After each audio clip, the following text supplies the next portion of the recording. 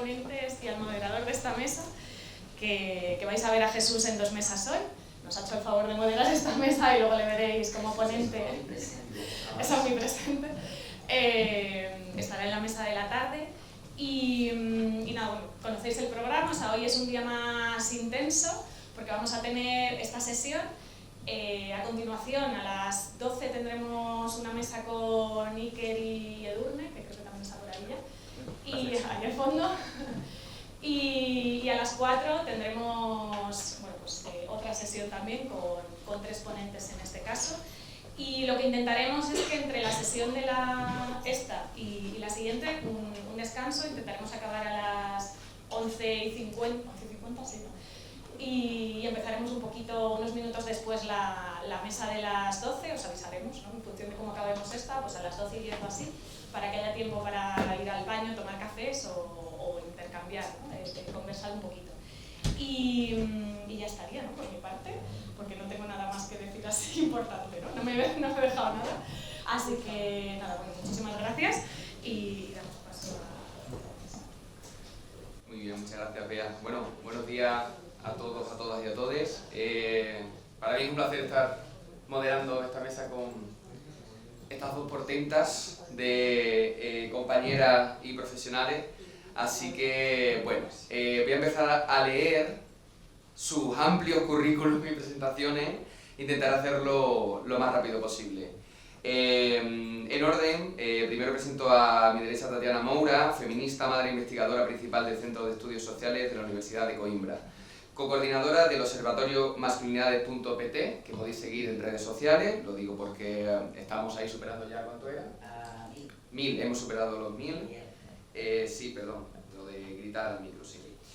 Y, bueno, como decía, coordina el observatorio masculinidades.pt y diversos proyectos nacionales e internacionales sobre masculinidades y prevención de la violencia de género, con un impacto relevante en la producción de contribuciones para programas y políticas públicas de igualdad en género y masculinidades en Portugal y en el contexto europeo. Además de eso, es directora asociada del Instituto Maria e João Aleixo Uniperifeiras, Maré, en Río de Janeiro, en Brasil, desde marzo de 2018, Senior Fellow en Equimundo, Center for... Bueno, ya me pones español, portugués, inglés a la vez, vale.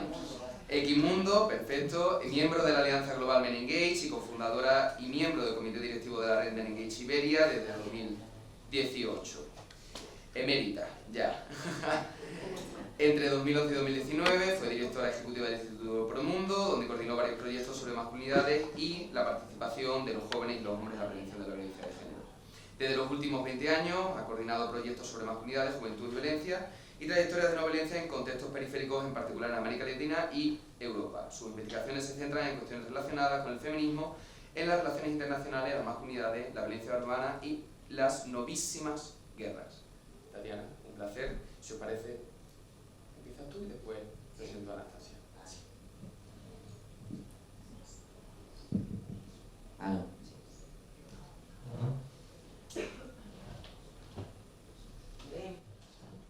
¿Sí? ¿Me escuchan? Pues buenos días. Hablaré un poquito más despacio a ver si me entienden.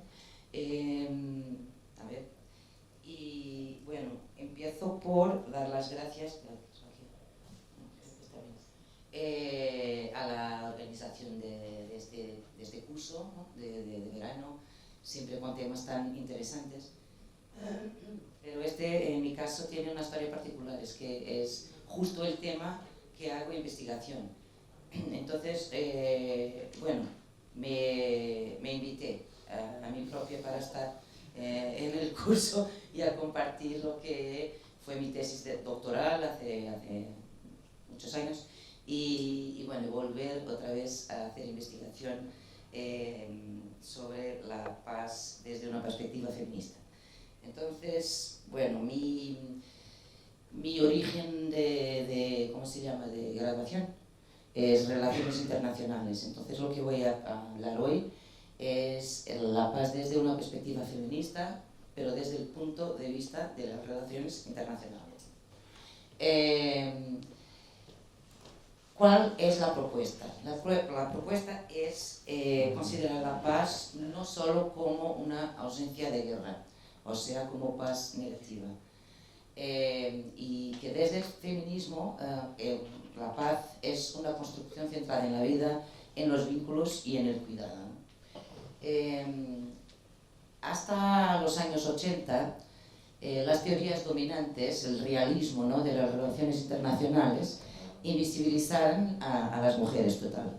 Cuando leemos la historia de las guerras, las mujeres son completamente invisibilizadas, ¿no? Y desde el feminismo, en particular teóricas como Cynthia Yendall, pregunta dónde están las mujeres en la historia de las guerras y de la violencia pública, ¿no? ¿Dónde están las vidas que se sostienen, las que cuidan y las que resisten? Porque no sabíamos, ¿no? Entonces, el primer paso de las feministas de las relaciones internacionales fue hacer visibles las mujeres en la historia de las guerras. Aquí tenemos algunas teóricas, por si queréis saber un poco más. A mí me encanta Cynthia Yendall, todavía trabaja, todavía escribe libros, todavía habla de la conexión de la vida privada y la vida pública e internacional. Tenemos a Carol Cohn, que estudia violencia armada, armas de fuego, Ann Tickner, Christine Sylvester y otras más que nos invitan a mirar los conflictos desde los márgenes y desde lo cotidiano. ¿Cuáles son los aportes principales, en mi opinión, feministas en las relaciones internacionales? Cynthia Yendall preguntó, ¿seguridad para quién? Cuando hablamos de seguridad internacional, ¿no? Seguridad pública. ¿Dónde están las mujeres cuando hablamos en planes de seguridad internacional, de intervención en las guerras? Cynthia también analiza cómo el género justifica guerras y intervenciones, o sea, la construcción de las relaciones de género justifica muchas de las guerras e intervenciones. Pensé en la primera guerra en Afganistán, ¿no? La excusa fue proteger los derechos de las mujeres, si se acuerdan, ¿no? Entonces, género como justificación de guerras e intervenciones. Y Cynthia analiza también los mitos y estereotipos que justifican y legitiman la guerra. Entonces, añade al famoso lo personal es político y internacional. Y al revés, el internacional es político y personal también. Tendemos, o sea, cuando se empezó a hacer la mirada feminista sobre la paz, tendemos a ver solo, hasta ese punto, tenemos a ver solo lo que es visible, y más aún tendemos a definir a veces con arrogancia lo que merece ser visible, y visible y invisible, hay un error, ¿no? Esto es de mi tesis y cuando me fui a Río de Janeiro, ¿no? Cuando preguntábamos o mirábamos cuál es la situación en las favelas de Río, ¿qué te contestan? ¿No? Que los chicos están en el narcotráfico, que las mujeres son novias de estos chicos, que hay madres que se quedan sin niños y niñas por acción policial o acción del narcotráfico, y eso es lo que sabemos de la violencia urbana en Río. Y sabemos también que hay samba y sabemos también que hay fútbol. Y ya está. Y eso es lo que es visibilizado cuando analizamos contextos de violencias diversas. O sea, no hablo solo de guerras, sino de violencias diversas que son guerras cotidianas, porque no hay un inicio y no hay un fin para esas guerras, ¿no? Vemos solo lo que encaja con nuestras ideas, ¿no? Lo que no se ajusta es excluido y condenado a la invisibilidad. O sea, lo que no justifica la continuación de un sistema patriarcal, de relaciones de poder desiguales, es condenado a la invisibilidad. Y en este sentido, ¿no? En la historia de las guerras y de las violencias, la mujer ha sido definida por lo que no es, el opuesto. Entonces, ¿qué es la paz para el feminismo? Desde los estudios para la paz, que tenemos el padre de los estudios para la paz, que es Johan Galtung,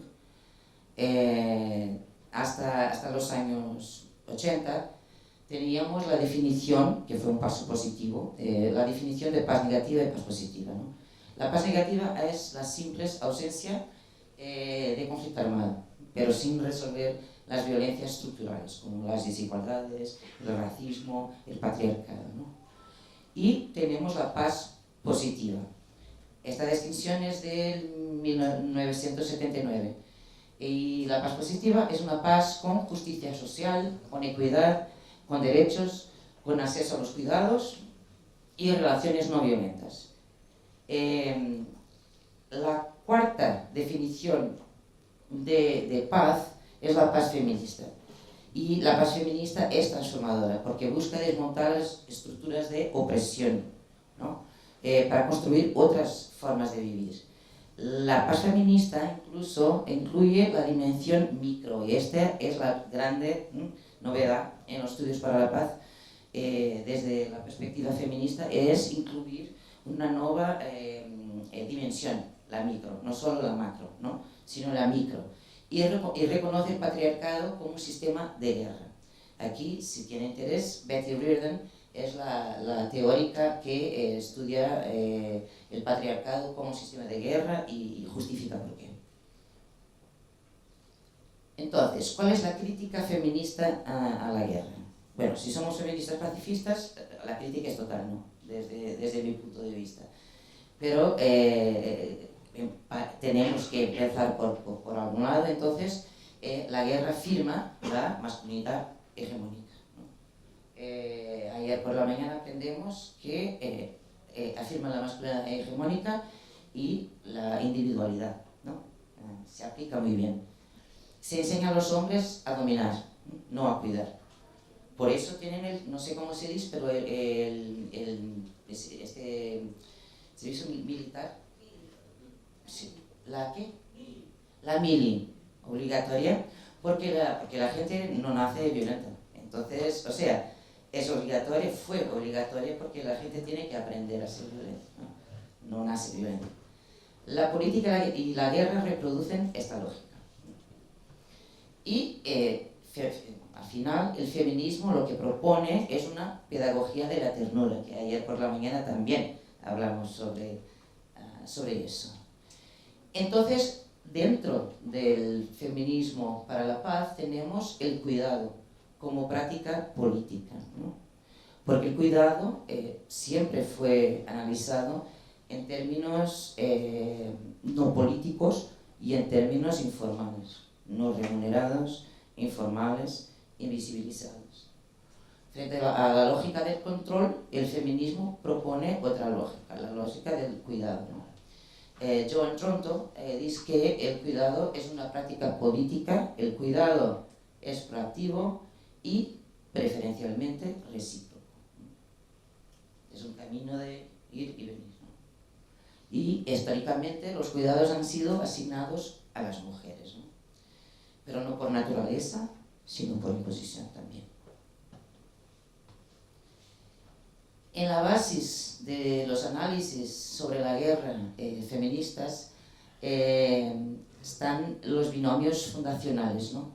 Los binomios que son fundacionales del patriarcado que está en la base de la guerra, ¿no? Entonces el patriarcado y la lógica de guerra se sustentan sobre pares conceptuales, ¿no? Todavía tenemos un pensamiento binario, ¿no? Entonces, sobre pares conceptuales rígidos que dividen el mundo en dos polos opuestos y jerárquicos, ¿no? Tenemos hombre, mujer, y si ponemos abajo, tenemos guerra, paz, tenemos cultura, naturaleza, tenemos público, privado, y por ahí vamos. Y estas oposiciones jerárquicas no solo diferencian, ordenan, subordinan, excluyen y sostienen la desigualdad. Entonces, el objetivo es desarmarlas y abrir caminos para las relaciones no violentas, en general, no solo de guerras, ¿no? Entonces, Cuando hablamos de cuidados y masculinidades, tenemos una oportunidad transformadora, ¿no? Transformadora del patriarcado y transformadora de las guerras y de las violencias en espacio público y privado. El feminismo exige visibilizar y valorar el cuidado, es una demanda del feminismo para la paz. Superar su feminización y su precarización, ¿no? Y eso se aplica no solo a las guerras, en general. Por eso el personal es político e internacional, ¿no? Convertirlo en responsabilidad compartida, ¿no? Consideran que las masculinidades no son homogéneas, ¿no? Ni naturales, no hay esencialismo en eso, ¿no? Consideran que cuidar también transforma a los hombres, claro, ¿no? La práctica de cuidado desde muy temprano, y que la ternura es política y disruptiva, ¿no? Y finalmente cuestiona siglos de poder, de autosuficiencia y de silencio emocional. ¿Qué propone entonces una paz feminista? Propone más cosas, pero aquí algunos ejemplos, ¿no? Educación en igualdad desde la infancia, la redistribución del cuidado en hogares y políticas públicas, la transformación de las masculinidades. A mí no me gusta el concepto de nuevas masculinidades, porque ya saben, o sea, la transformación de masculinidades, ¿no? Son nuevas, son para mí cuidadoras, ¿no? Masculinidades feministas, ¿no? Como las define Bell Hooks. Desmilitarización de la seguridad, inclusión de mujeres y diversidades en la toma de decisiones, de redefinir las escalas, ¿no? Y sujetos en el análisis internacional. Entonces, incluir la escala micro para entender cómo, desde la escala micro, de una manera muy sutil, ¿no? Se militarizan las vidas cotidianas. Una historia en un libro de Cynthia Endo, ella pregunta cómo se militariza una lata, can. ¿Cómo se militariza una lata de sopa? Entonces, analizó las sopas Campbell en los años 70 que tenían masas, tenían trozos en la sopa, a ver, ¿sabes? Técnicamente hablo castellano, pero en el italiano no sé cómo decir. De Star Wars, de la Guerra de las Estrellas, y de muñequitos militarizados. Entonces, ¿cómo se militariza desde muy temprano a los niños y a las niñas, pero a los niños? Porque hicieron sopas Campbell con trocitos militarizados, ¿no? Entonces, desde ese análisis, bueno, la pone en abstracto para dar un ejemplo de cómo se hace eso de una manera muy sutil. La inclusión de mujeres y diversidades en la toma de decisiones. Redefinir escalas y sujetos en el análisis internacional. Y esto es esencial. Si queremos terminar las guerras y tener un posguerra que no sea volver a violencias anteriores, ¿no? Los posguerras no son posviolencias, son posguerras, ¿no? Y entender la paz como ausencia de toda la violencia, no solo la violencia armada, ¿no? Y la visible. En conclusión, tenemos el feminismo como propuesta de paz, y en los estudios para la paz es un aporte muy importante y muy innovador, ¿no? La paz feminista no es un ideal abstracto, ¿no? Sino una práctica concreta y cotidiana. No se trata de reemplazar actores, sino de cambiar la lógica, ¿no? La lógica del control al cuidado, del miedo a la empatía, de la dominación a la interdependencia, ¿no? El feminismo no solo denuncia, pero también construye caminos posibles, ¿no? Nos ofrece herramientas, caminos y esperanzas para crear un mundo donde vivir sea un privilegio, ¿no? Sino un derecho. Muchas gracias y aquí aquí estaré para las preguntas después.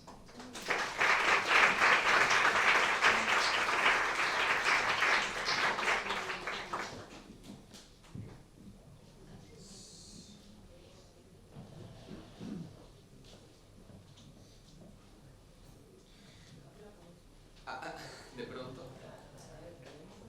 Pues, ay, perdón, sí. Total.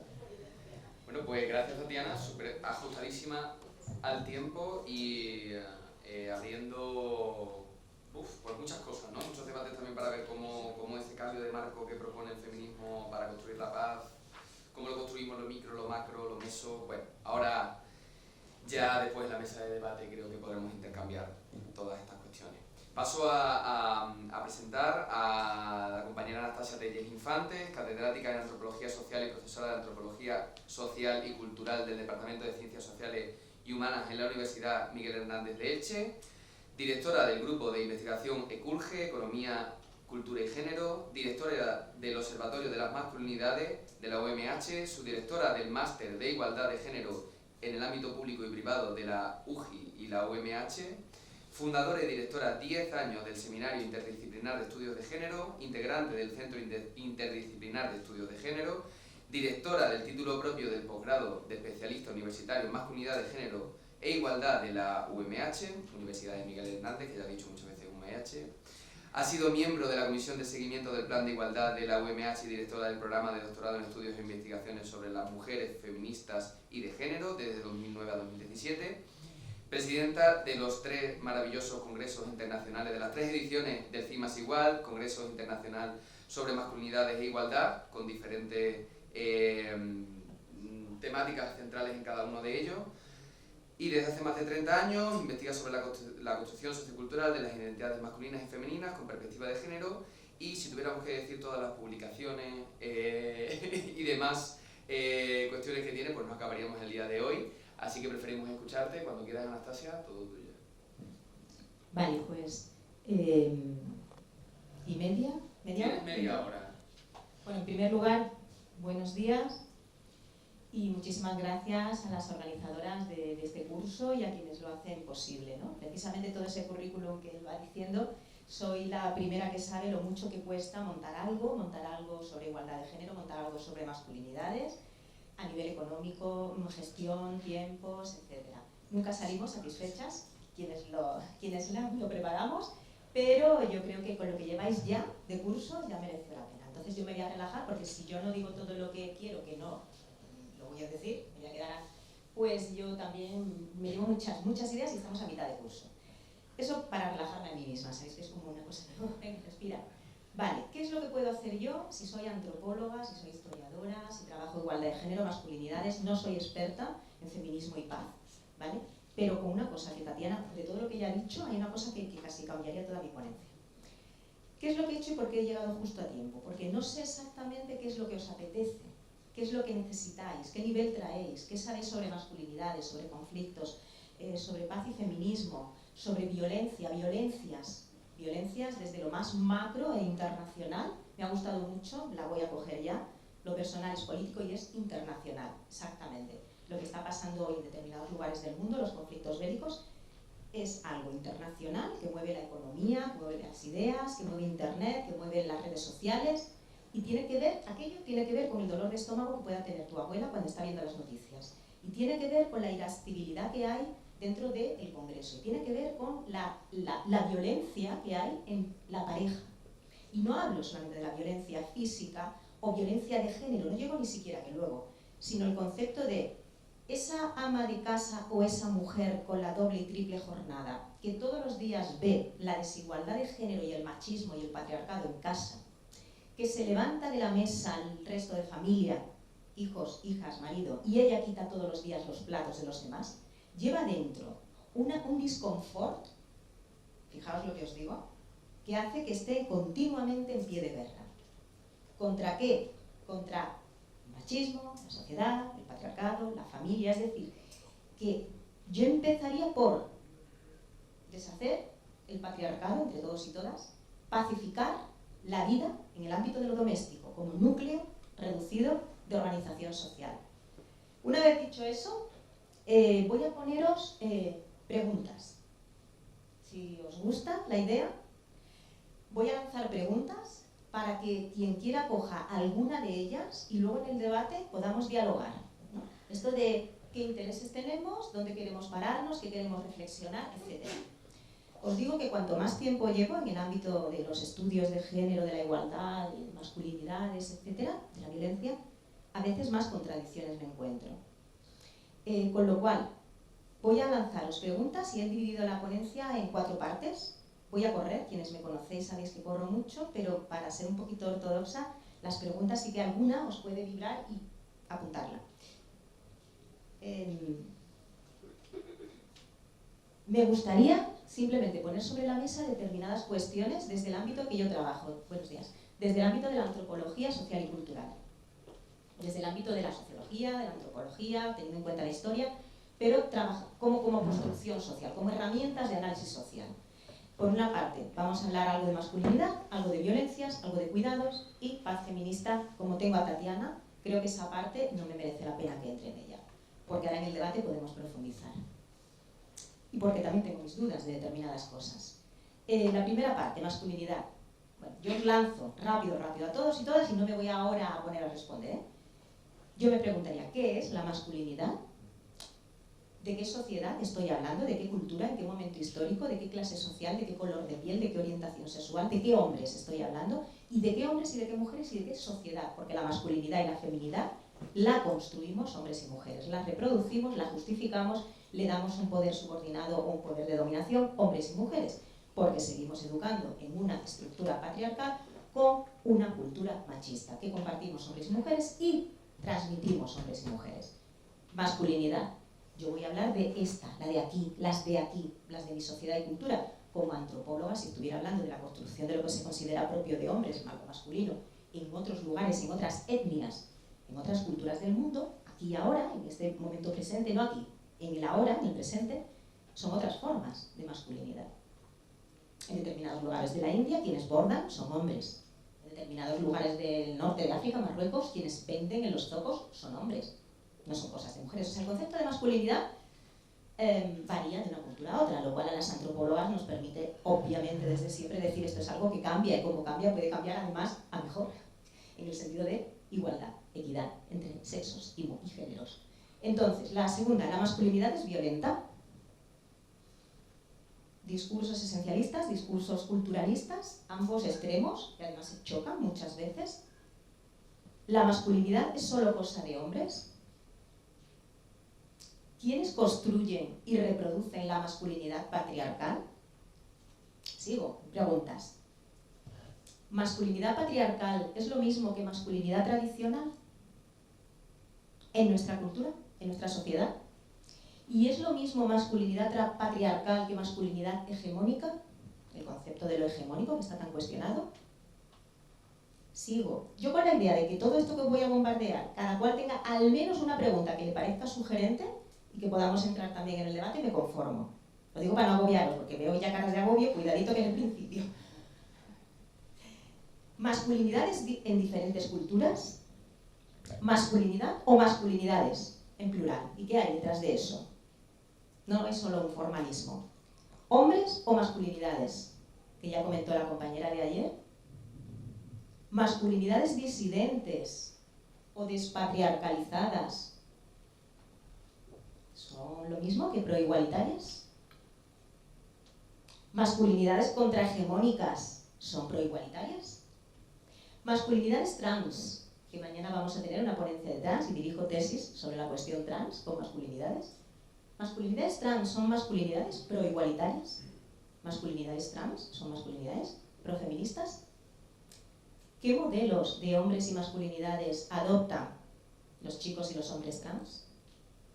¿Qué modelos tienen en los medios de comunicación, en las series, en la televisión, en el entorno, en la publicidad? ¿Puede haber hombres profeministas? ¿Puede haber hombres feministas?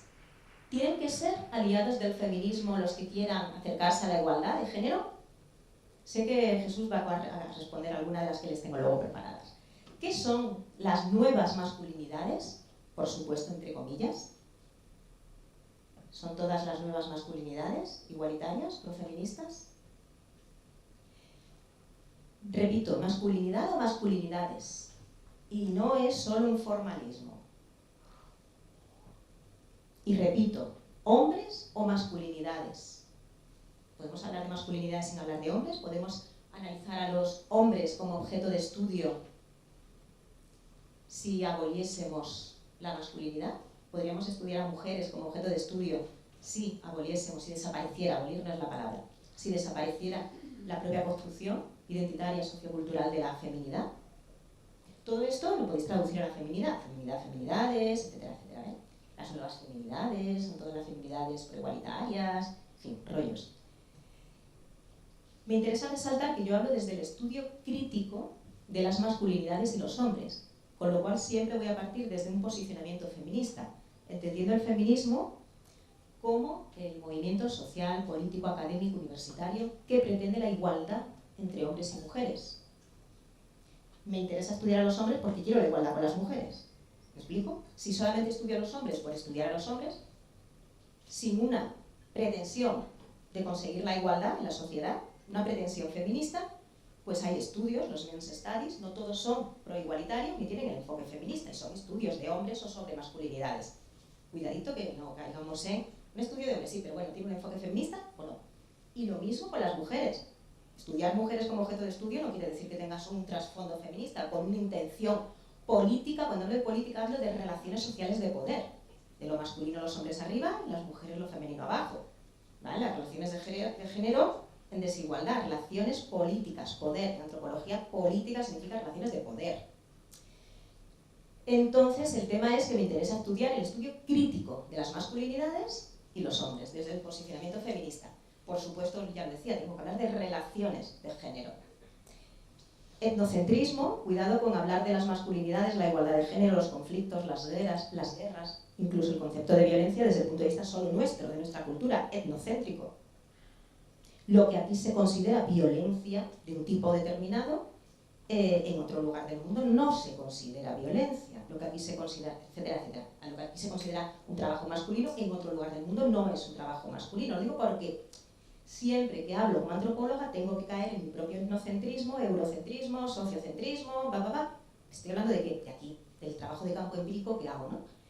Si no, tendría que entrar en otros códigos. La importancia de la coeducación, que directamente para mí es la base de la transformación social. Y por más que lo diga y suena hueco, la mayor herramienta, la más potente, es educar en igualdad, chicos y chicas, a niños y niñas, a jóvenes, que es lo que menos atendemos. Segunda parte, violencias. ¿Son los hombres violentos por naturaleza? Ojo que hay macho y hembra de la especie. Ojo que hay testosterona, estrógeno. Pregunto, ¿son los hombres violentos por naturaleza? ¿Tiene género la violencia? De esto hay Edurne, sé que va a hablar. No sé si está por aquí Edurne. Sé que ella va a hablar. Como colega, antropóloga, no podemos no hablar de eso. ¿Qué entendemos por violencia? En cada contexto histórico, en cada lugar, aquí y ahora. ¿Las guerras las provocan y perpetúan los varones? Si las mujeres gobernasen, ¿habría menos guerras? ¿Son las mujeres no violentas, pacifistas por naturaleza? ¿Qué entendemos? Repito, por violencia aquí y ahora. ¿Se puede asimilar conflicto con competitividad? ¿Y con violencia? ¿Y con guerra? ¿Conflicto es igual a guerra? ¿Conflicto es igual a competitividad? ¿Conflicto es igual a violencia? ¿Qué le ocurre a las mujeres en las guerras? ¿Qué no les ocurre? Y en negativo. ¿Qué es la violencia doméstica familiar? ¿Qué es la violencia machista? ¿Qué es la violencia contra las mujeres? ¿Qué es la violencia de género? ¿Qué tipos hay de violencias múltiples de género? ¿Qué le ocurre a los hombres que ejercen violencia de género en la pareja?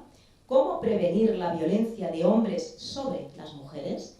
¿Qué referentes actuales tenemos de hombres con masculinidades no violentas? Espero que de todo esto alguien luego me conteste. El compañero que está aquí seguro que sí. Se esconde. ¿Puede haber masculinidades no violentas?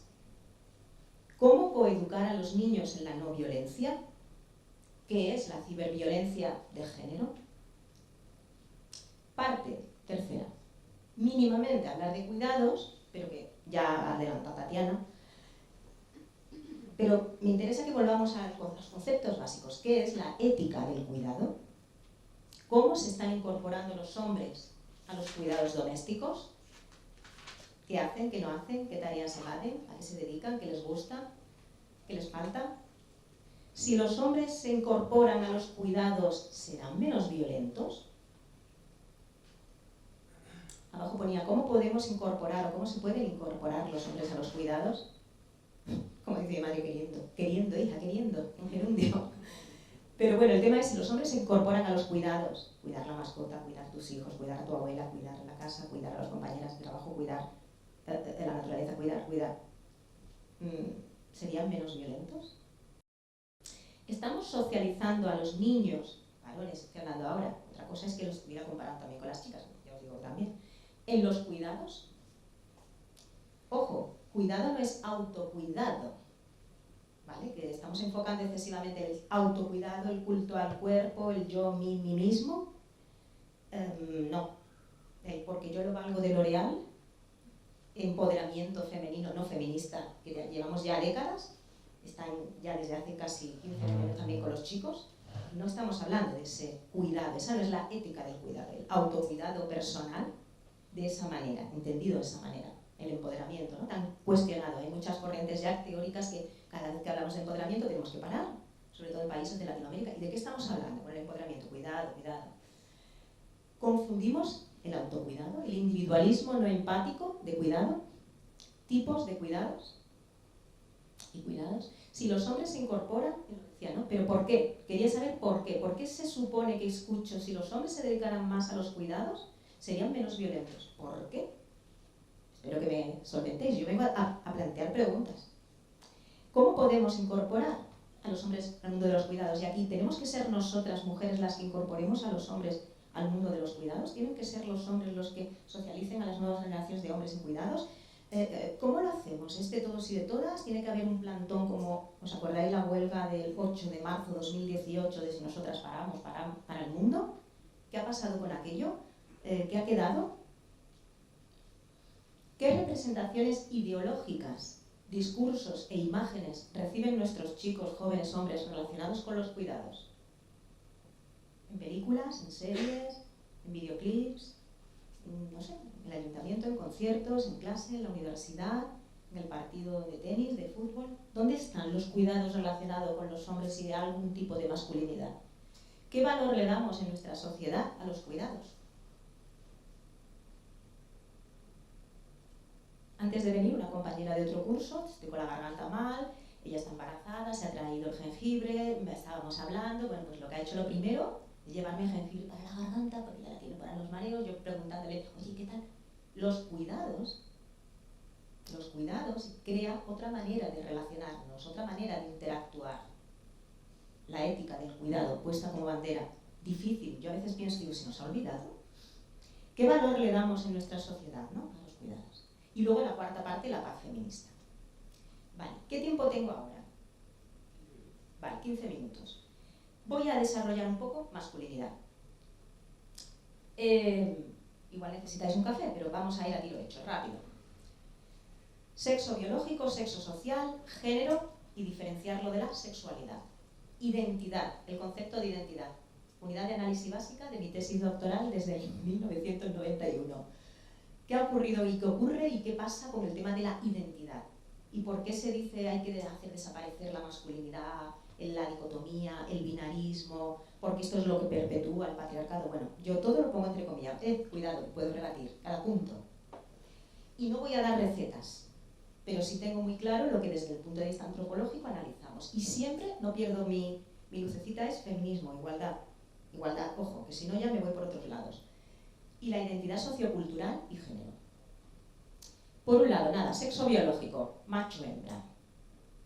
Personas intersexuales, no voy a entrar ahora. Sexo social, niño, niña, hombre, mujer. Cuando la gente se relaciona contigo, independientemente de tus gónadas, tus cromosomas, tu sexo interno, tu sexo biológico, ven una mujer. Como tal, Te saludan, te hablan, te abrazan, se distancian, te tocan, proponen sexo social, que no es género. Yo aquí meto entre sexo biológico y género, como construcción cultural de lo femenino y lo masculino, el sexo social.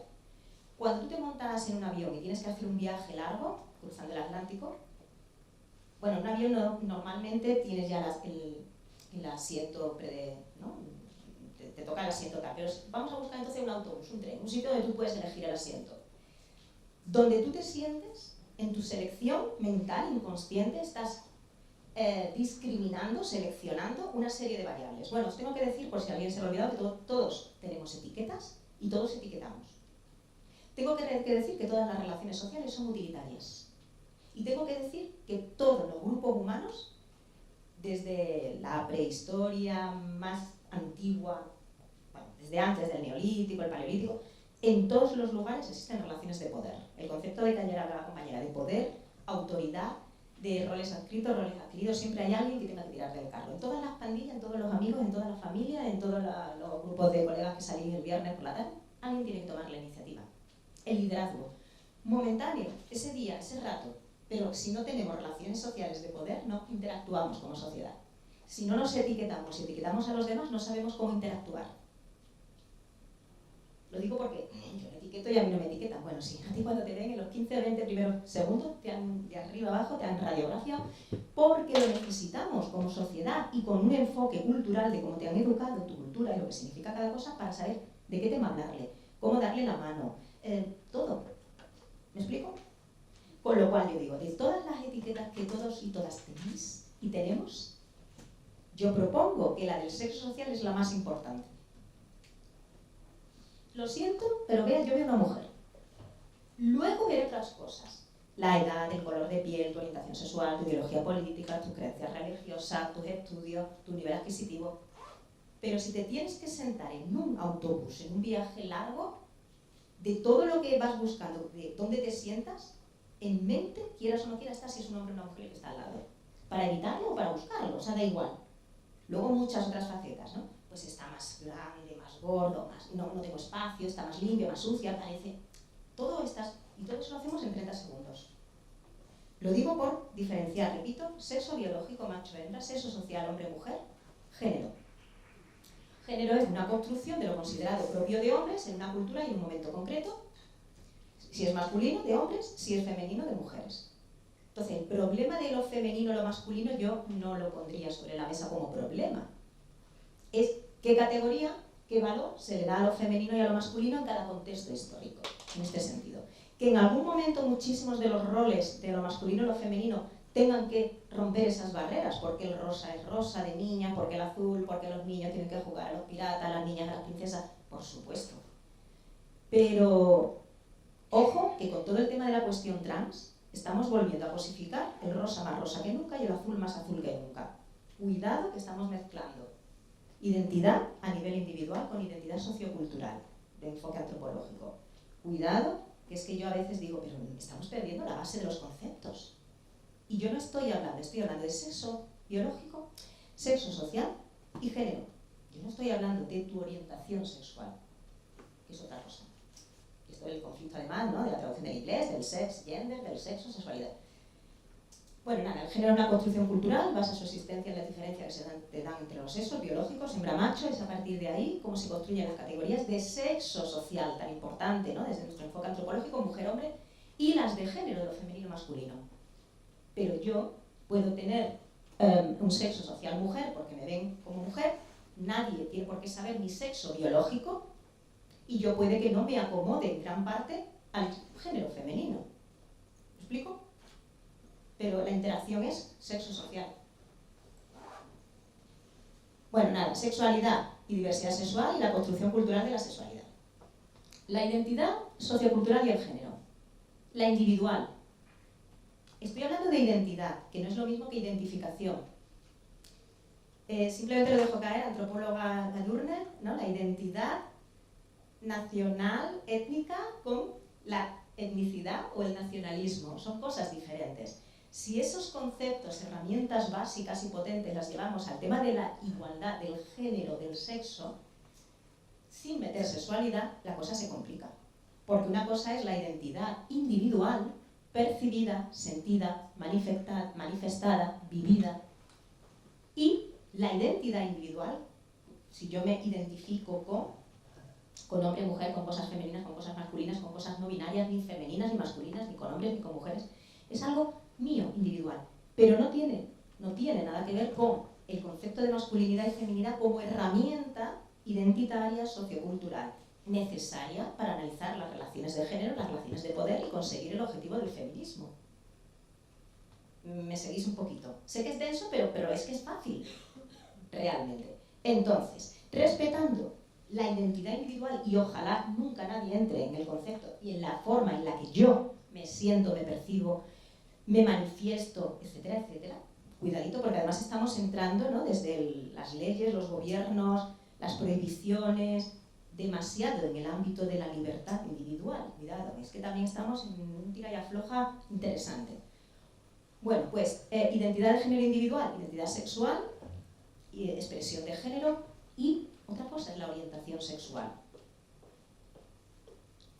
Volviendo a identidad de género sociocultural, necesito para hablar de masculinidad, feminidad, identidad, las etiquetas, la identificación, por supuesto la socialización diferenciada. Si hablamos de masculinidades, violencias, guerras, tenemos que ir a la base, cómo estamos educando, qué regalamos a los niños y a las niñas cuando llegan las navidades, cuando llega el cumpleaños, cuando terminan el curso, cuando hacen la primera comunión, lo que la hagan, qué seguimos haciendo, cómo seguimos decorando las habitaciones, qué hay en los videojuegos, qué ven en la tele, las películas, cuáles son los roles, dónde están los referentes de hombres no violentos, no machistas. Nada, en todos los sentidos, ¿no? Religión, redes sociales, los medios de comunicación, tal. Vale, ¿por qué seguimos viendo princesas, hadas, mamás, unicornios, muñecas, peluche? Bueno, ahora sale una moda, ayer en todas las noticias de Estados Unidos, ¿no? Era el tema de cómo ser una princesa y volver a ¿No lo has visto? A mí me gusta mucho lo de desprincesar a las chicas. Bueno, pues ahora hay toda una corriente. Buscad el tema de no hago spoiler. Los chicos, piratas, guerreros, espacio, aventura, invento, bueno, toda la socialización. Concepto género.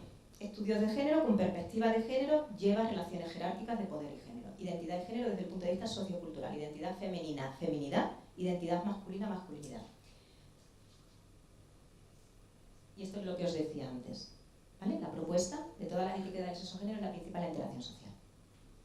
Ritos de paso. No tengo tiempo para nada para hablar de la mili o el servicio militar obligatorio, aunque tengo ahí mis PowerPoint, tengo además los movimientos y demás, de los insumisos, de algo que fue muy importante para quien no lo haya vivido o no lo conozca, pero viene a ser otro rito de paso en nuestra sociedad, de la violencia, agresividad, supervivencia, caza, demostrar, hacerse hombre, masculinidad y violencia. Si hiciésemos un análisis en otras culturas y en otros contextos históricos, la masculinidad en gran medida siempre ha ido asociada a la violencia y al tema de la caza y al tema de la agresividad, con el león, con el tal o con otros, etcétera, etcétera. Incluso agresividad y violencia consigo mismo, ¿no? 3 días en la montaña hasta que no venías con un ritual de 13 años convertido en hombre.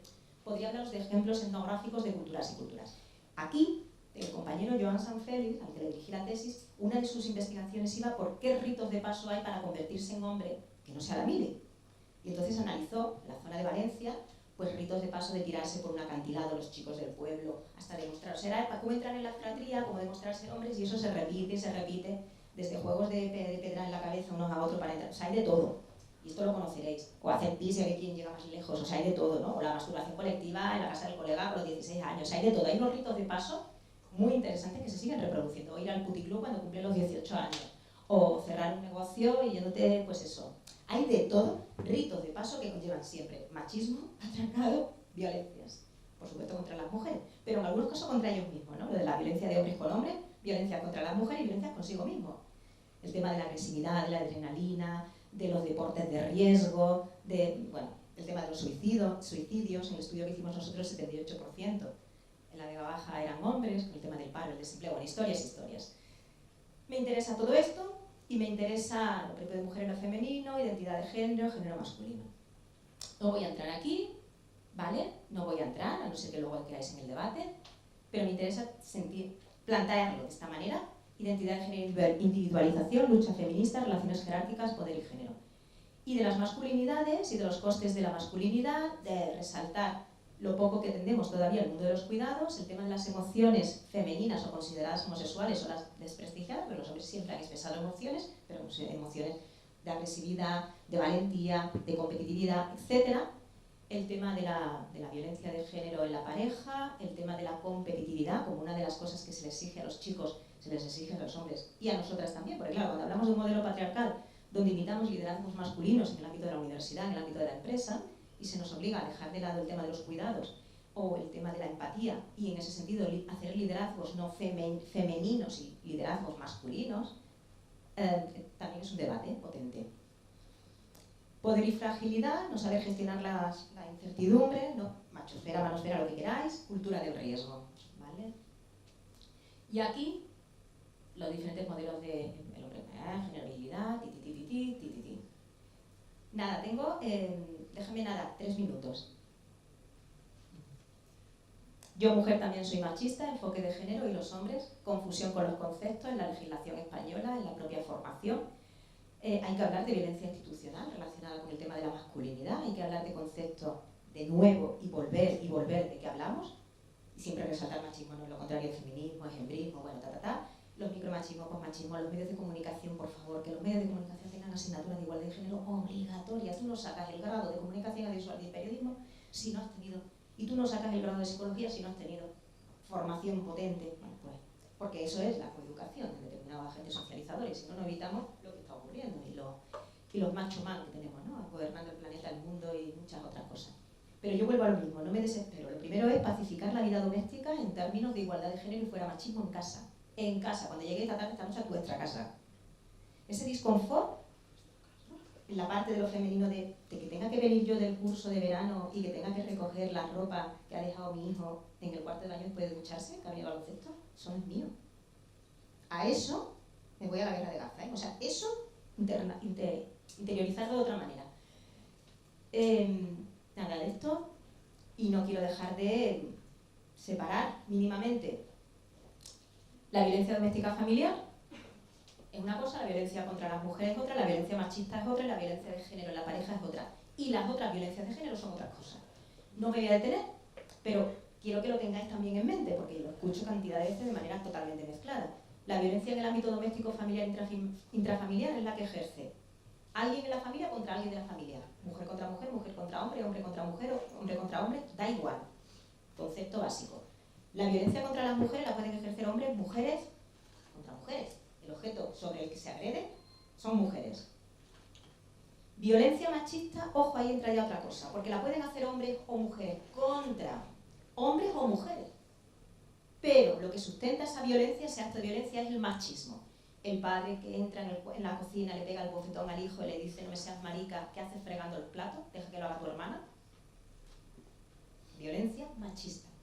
De hombre contra hombre, en el ámbito doméstico, pero no es violencia de género. ¿Violencia de género en la pareja?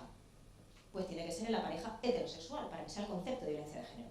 Violencia de género en parejas homosexuales, muchísimas, hace ya años que se vienen denunciando, cada vez más, sigue siendo tabú en determinados momentos, pero no, la heterosexual, la de la ley del 2004, etcétera, es la de la pareja heterosexual, porque entran una serie del tema de la madre de mis hijos, me pertenece para toda la vida, la infidelidad, si te vas me haces menos hombre, los cuernos, es otro tipo de cultura, todos somos responsables de que exista todo esto, porque seguimos transmitiendo, socializando.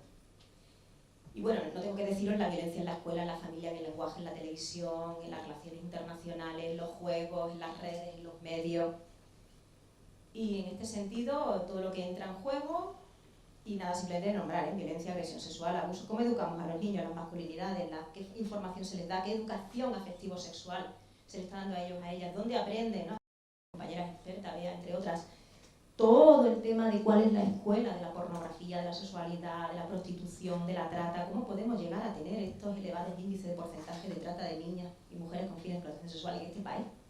Cómo nuestros estudiantes universitarios son un colectivo potente que consume cuerpos de mujeres prostituidas. Nuestros estudiantes, hombres, universitarios, de 23 años de media. ¿Qué está pasando? ¿Qué está ocurriendo? Entonces, bueno, acoso sexual, acoso por razón de sexo, abortos forzados, matrimonios forzosos, mujeres en los conflictos armados, las guerras, mujeres en las guerras, la violación como arma de guerra del ejército que domina ese territorio. Violamos a todas vuestras mujeres porque además si se quedan embarazadas sus hijos serán nuestros. No hay máxima humillación de esta masculinidad tradicional, hegemónica, patriarcal. los abortos forzados en las guerrillas, nada de que son nuestras compañeras, no, sois vosotras las que vais a, bueno, en fin, abortos, las esterilizaciones en China, infanticidio femenino, matrimonios forzosos, cada vez más en países de Latinoamérica, cada vez más, cuidado con el tema, no solamente es África, en personas negras, que esto es una cosa muy potente, la violencia obstétrica, la violencia institucional, la prostitución como trata de niñas de mujeres con fines de explotación sexual, la mutilación genital femenina, la gestación subrogada, vientres de alquiler, etcétera, etcétera, etcétera. Entonces, nada, voy terminando. Podéis hacer lo que consideréis ahora, pero me quería quedar en de la paz paso y no quería... Claro, porque espero que... A ver, no paso. Si me dais 3 minutos, las ideas claras o las ideas claras.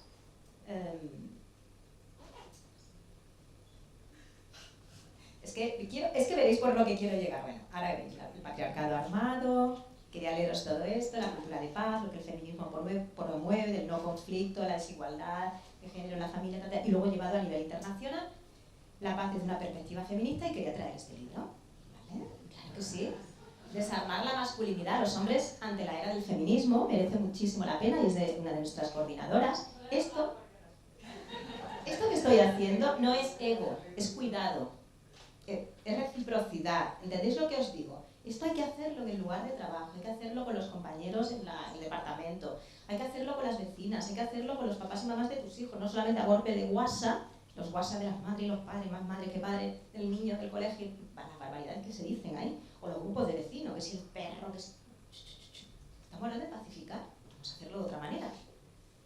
Tenemos aquí, si tenéis interés, en el Observatorio de las Masculinidades tenemos conferencias de libros. Ahí tenéis, por ejemplo, a Beatriz presentando este libro. A Tatiana, también traigo a Tatiana, obviamente, porque merece mucho la pena también que escuchéis esta conferencia. Digo lo de escuchéis no porque lo leáis, si no compréis libros, sino porque a veces podemos escuchar, ¿no? No sé qué hacéis vosotras, pero muchas veces los audios.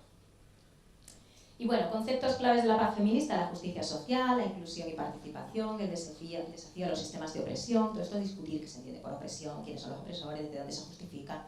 La construcción continua de la paz, que no es un estado concreto, sino eso es un proceso dinámico, requiere constantemente la justicia, la igualdad, la no violencia. Repito, desde vuestra mesa de cada día en casa, a todos los demás ámbitos.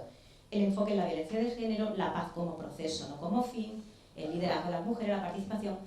Aquí tengo yo también mis muchas dudas, pero no las voy a plantear ahora, ¿no? De lo del buenismo, de las mujeres, si las mujeres lideraran, si las mujeres... cuidado, porque caemos en un esencialismo donde volvemos a reificar que las mujeres son de esta manera, los hombres son de esta manera. Otra cosa es lo que analicemos socialmente. Las mujeres son más así por la educación, socialización que han recibido, y los hombres son más así por la... Pero no viene biológicamente innato que ellos sean así, que ellas sean así. Y para eso la antropología a mí siempre me ha dado mucho juego. Cuando ves que en otras culturas la cosa cambia, no es biológico, etcétera, etcétera. Bueno, pues nada, los insumisos, la mili, quiero deciros esto, a finales de la década del 80 hasta la suspensión del servicio militar obligatorio del 2001. Jóvenes hombres insumisos, se les llamaba, se negaban por motivos filosóficos, políticos, pacifistas, antimilitaristas, religiosos, como los testigos de Jehová. Ellos, en la década de los 60 a los 70, los testigos no iban a hacer el servicio militar. O éticos, y muchos optaban por la desobediencia civil y la cárcel antes que realizar el servicio militar. Tengo muchos colegas que fueron insumisos en aquella época, que hicieron servicio social años y años y años, y que lo tenían, porque esto eran debates que teníamos los colegas, las pandillas, continuamente, ¿no? Y bueno, pues la insumisión. Esta página, yo no sé si la conoces, Tatiana, pero la descubrí hace un mes o por ahí y es interesante. Hay cosas que me gustan, otras que no, ¿no? Una internacional de resistentes a la guerra, una red mundial de grupos antimilitaristas y pacifistas. Tiene unos recursos que pueden estar interesantes. Este artículo de Pícara, magazín reciente del 2022, me gustaba, yo lo recomiendo que le echéis un vistazo. Todos los hombres deberíamos ser desertores. Esta también es de junio de ahora. ¿Dónde están los del demasiado feminismo? Etcétera, etcétera.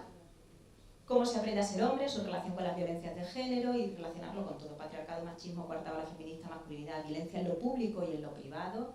Decirles a los hombres siempre, les digo, a los chicos, a los alumnos, esté donde esté, No naciste machista, ni celoso, ni agresivo, ni promiscuo, ni violento, ni enojado. No naciste intolerante, infiel, ofensivo, arrogante. No naciste frío, insensible, con un deseo sexual incontrolable. Todo es una construcción sociocultural, todo lo fuiste aprendiendo en tu proceso de socialización y como lo aprendiste también lo puedes desaprender. Y venga a repetir, y venga a repetir. Hace falta educar en nuevas feminidades. Yo hablo de feminidades, como decía la compañera ayer, desde hace 30 años. Y nuevas masculinidades.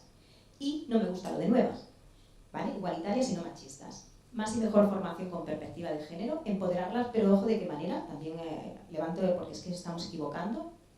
La coeducación. Las masculinidades igualitarias son la mejor prevención de la violencia de género. Las nuevas feminidades no machistas, empoderadas, feministas, igualitarias, sororas. Presentaros el observatorio que está a vuestra disposición. Esto no tiene sentido si no es para que lo uséis, acudáis, recursos, conferencias, libros. Si no, no tiene sentido.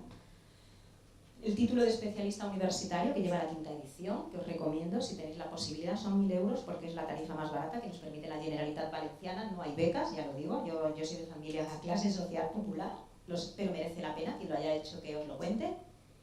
Este MOOC de la Universidad de Granada es gratuito, también participo, lo ha organizado Miguel Lorente, Octavio Salazar, también Ruiz Repullo, Juana Gil, y está bastante bien, es cortito, son 30 créditos y sale en septiembre la matrícula. Y bueno, pues nada, decir lo que todos sabemos y todas sabemos. Si no hay igualdad real entre mujeres y hombres, no hay bienestar social, no hay justicia social, no cumplimos con los derechos humanos. Las mujeres también somos humanas. Y no quisiera terminar, siempre me gusta, dando las gracias o el reconocimiento de que si yo estoy aquí hoy hablando de esto es por todas las investigaciones y las corrientes teóricas de mujeres y mujeres feministas que en este país, también las de fuera, pero que en este país han estado ya medio siglo recientemente publicando, luchando, investigando en el ámbito de la universidad. Y me quedo aquí, y si os gusta, yo prefiero, más que abolir las masculinidades, que tengo muchas dudas, sí que destruir entre todos y todas el patriarcado, empezando por la tierna infancia, empezando además por los chicos de manera preferente. ¿Ya está? Me callo.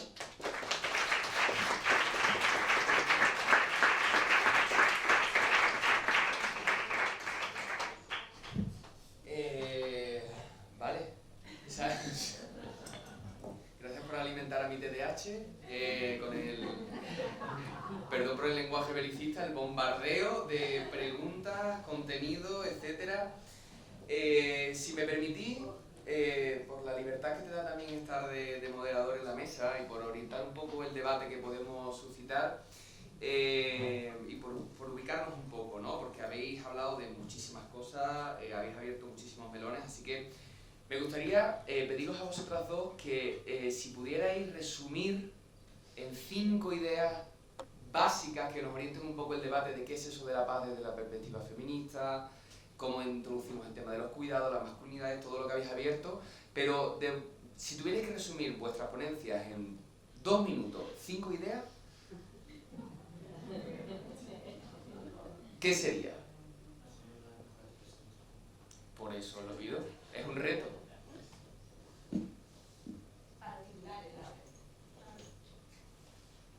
Frases Instagram. A ver. Desde los estudios para la paz feminista es la 4ª definición de paz. Y es importante porque añade una otra escala, que es la escala micro, para considerar las violencias cotidianas también como sistema de guerra. Algo. Como sistema de guerra. Entonces, articular el privado con el público y con el internacional, y el internacional con el público y con el privado. Y contribuye también para las definiciones más más adecuadas, gracias, de violencias. Entonces tienes en los estudios de la violencia, porque no puedes estudiar paz sin estudiar violencias, tienes la paz directa, la violencia directa, la violencia indirecta, la violencia estructural, la violencia cultural, y por ahí va. Entonces, en resumen, la paz feminista lo que hace es hacer más exigente la definición y la práctica de hacer las paces.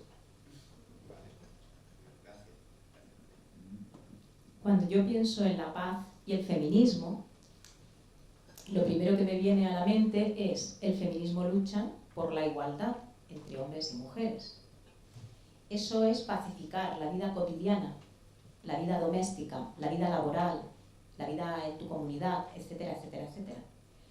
Con lo cual, el pacificar la vida es crear y apostar por cumplir con la justicia social, la verdadera democracia, los derechos humanos. Estas palabras tan grandilocuentes es la base para mí de unir paz y feminismo. Y eso, traducirlo al nivel público en todos los aspectos, de lo estatal, de lo internacional. Luego tengo mis dudas también, ¿no?, de lo que decía antes, de cosificar de si las mujeres estuvieran en los gobiernos seríamos más pacifistas. Bueno, es que no es cuestión de hombres y mujeres, es cuestión de modelos, de identidad de lo masculino asociado a lo masculino, competitivo, agresivo, individual, destacar por encima del macho alfa, el pisar a los demás compañeros para tu parecer más alto, la asertividad por bandera, no la ternura, no las emociones de lo íntimo, del cuidado. Entonces, si nosotras estuviésemos, claro, Margarita Thatcher y tantas otras, en el ámbito universitario ni te cuento, o sea, y el complejo de la vieja reina, mujeres que llegan a lugares de poder, se reúnen de hombres para ellos parecer especiales. Pero bueno, perdona, tú no tienes un compromiso político de transformación feminista de tu sociedad. Es que yo no me he sentido nunca discriminada, perdona, yo tampoco, pero yo no hablo de mí, yo hablo de mí, mis compañeras, y la lucha yo la primera. Es que esto se nos ha olvidado, de verdad. Entonces, bueno, hablar de todo esto me conlleva todas las herramientas epistemológicas, metodológicas que ofrece el feminismo en el ámbito de lo académico. Para mí es una revolución que ya se dio en la década de los 60-70, como no se ha dado de nuevo. Lo que tenemos que volver a teorizar, repensar, investigar y llevarlo ¿a dónde? A todos los ámbitos de la vida. Y aquí no se trata de los hombres son los malos, la masculinidad es cosa de hombres, perdona, ¿de qué masculinidades hablamos? ¿Quiénes construimos la masculinidad? Porque la diferencia social y biológica está y sigue estando. El problema tanto la dicotomía. Somos de tradición judeocristiana, platónica, pero es que tenemos una base sustancial de machos y hembras de la especie de mamífero, sabiendo el porcentaje de, ¿vale?, personas intersexuales. A partir de ahí, todo lo que es el sexo social está y va a estar. Otra cosa es que yo, vista de una manera que no, en fin, podríamos ver todas las... Pero, ¿de qué estamos hablando? ¿Nos perdemos en lo de la identidad individual y perdemos de vista, de verdad, la lucha del feminismo? No sé. Ahí lo dejo. 2 minutos. 2 minutos cada una. Bueno, pues si os parece, abrimos el debate, tenemos tiempo, así que preguntas, dudas que os hayan suscitado.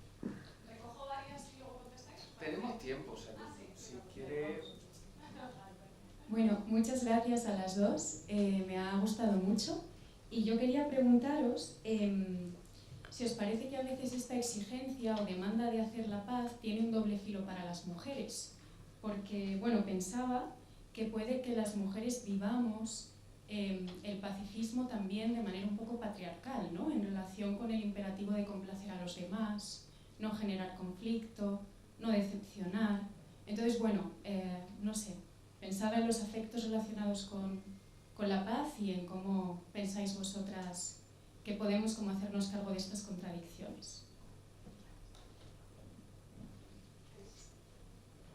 Yo diría que una también, a lo mejor no necesariamente las respuestas tienen que venir de ahí. Puede ser es decir, que bueno, no es Yo sí recojo. yo creo que si alguien tiene ganas de Me encanta la idea.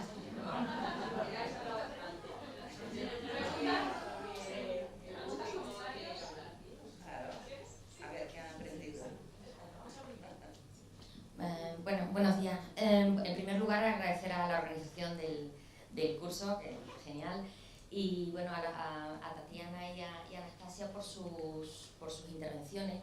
Yo venía aquí buscando respuestas, pero no sé, vaya, habéis abierto unos melones tremendos. Voy a intentar ser breve porque son varias cosas las que quiero comentar. La primera, con respecto a la cuestión de la violencia, yo, Tatiana, te agradezco muchísimo la intervención que has hecho, porque hace como, bueno, yo soy profa en la Complutense y soy antropóloga también. Entonces, hace un par de semanas, si no recuerdo mal, estuve en el congreso de violencia que organizó la Asociación Antropológica de Valencia, y me llamó mucho la atención que había mucha etnografía sobre distintos tipos de violencia, pero solamente una colega y una compañera y yo que hicimos la intervención aludió a marcos teóricos sobre estudios de la violencia. O sea, nadie, solamente en nuestras intervenciones apareció Galtung, aparecieron también estudios de la paz, y eso sí que me parece problemático. O sea, estamos, es verdad, que las etnografías están visibilizando muchas y diversas formas de violencia, pero creo que nos falta también mucho trabajo teórico, por lo menos en antropología española, del Estado español. Entonces, gracias por haberlo traído. Y luego, con respecto a lo que a todo, pues es que has abierto un montón de melones, Anastasia. O sea, yo no sé cómo vamos a cerrar todo esto. Sí, o sea, yo tengo uno de los grandes problemas con los que yo me encuentro cuando también reflexiono y escribo y todo esto es, y a partir de mis trabajos etnográficos con personas inmigradas y las formas de violencia sobre las mujeres, especialmente sobre los cuerpos de las mujeres, también la cuestión del pacto patriarcal, ¿no?, de Cantillotti. ¿Cómo gestionamos esto? O sea, porque son las mismas mujeres mayores las que, entiendo que en la lógica de ese pacto patriarcal, están participando el incremento en determinadas formas de violencia sobre las mujeres más jóvenes. Eso es una cuestión que no sé si podemos hablar de esto. Y otra es de una experiencia que he tenido este año cuando, bueno, sustituyendo a una colega en una clase de primero de sociología, en una introducción a la antropología, en primero de sociología. Bueno, yo llevo 15 años como docente, pero esto no me había pasado nunca, sobre todo por el perfil del estudiantado. Yo iba a hablar de cuerpo, género, sexo y sexualidades en varias sesiones. Y cuando entro en la clase veo que en mitad del aula hay un grupo, está sentado pues así, ¿no?, en mitad del aula. Y me sorprende, les pregunto, bueno, ¿por qué os sentáis allí? ¿No os distribuís por todo el aula? ¿Os ponéis en esa parte? Que el monitor está allí, vais a ver mejor. Y esto ya era en el segundo semestre y dicen, no, que ya es la costumbre, no sé qué. Bueno, vale, no pasa nada. Y lo dejo ahí.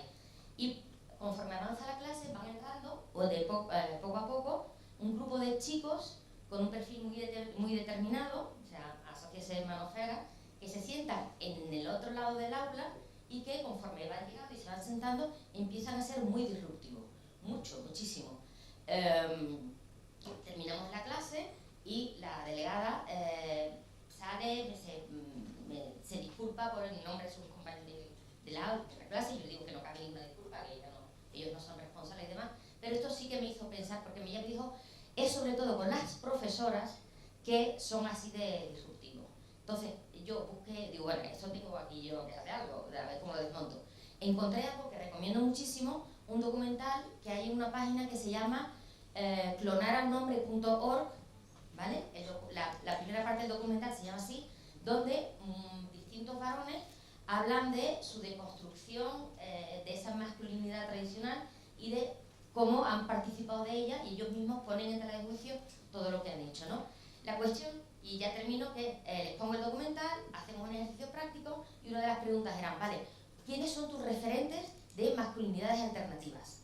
Y yo luego me voy a casa y lo corrijo todo. No había un solo referente, o sea, de masculinidades tradicionales tenía una lista de personas, desde muy jóvenes hasta el FAI, ¿no? Pero no tenía un solo referente como alternativa, y esa es la parte que a mí me preocupa, ¿no? ¿Dónde los encontramos? ¿Cómo les ayudamos en esto? ¿Qué podemos hacer? Y ya me callo. Muchas gracias.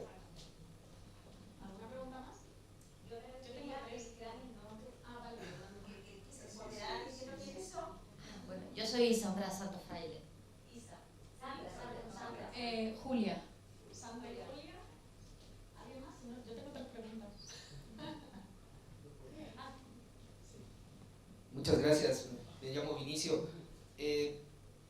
Igual como ustedes, o sea, yo voy a dar referencias desde mi punto de vista donde yo vivo en Chiapas, en México, y ahí hay un debate bastante fuerte entre los grupos feministas y personas que estamos haciendo activismo de derechos humanos sobre si los hombres podemos ser feministas o sororos, o solamente hacemos un acompañamiento. Es un debate bastante fuerte donde varios, pues no me dedico a los medios de comunicación, soy periodista, pero hago visibilización de violencias de género por parte de servidores públicos. Entonces me meto en muchos problemas por eso. Entonces, en esta desconstrucción que tenemos los varones, también allá en México están de moda dos frases que estamos pues padeciendo muchos varones, que se llaman princesos y migajeros. Migajeros, sí. Son dos conceptos. Primero, los princesos, de varones que solicitan demasiada atención, que adoptan algunas posiciones como que les gusta ser invitados a las cenas, que ellos buscan disculpas, o sea, buscan que se disculpen las mujeres, que les gusta que le abran la puerta del coche, que los vengan a buscar a sus casas, y que adoptan digamos, algunas acciones que son femeninas, ¿no? Un cuidado intenso en su persona, de su belleza, y un sentido de la moda y cuestiones de ese tipo. Le decían metrosexuales antes, ahora creo que les dicen, nos adoptaron esta parte de los princesos, y los migajeros, hombres que buscan una aceptación femenina a causa de lo que sea, ¿no? A causa de humillaciones, y que no les importa absolutamente pues, su dignidad. La cuestión es que tengan esa atención femenina, ¿no? Tenemos la verdad, bastante fuerte lo que se está viviendo allá en México sobre estos dos conceptos de los hombres, por la desconstrucción que supuestamente debemos de tener y de la no violencia que debemos de tener. Bueno, y cuando nosotros adoptamos este tipo de enfrentarnos a la sociedad de esta forma, entonces hay una resistencia por parte también de hasta los grupos de las mujeres, ¿no?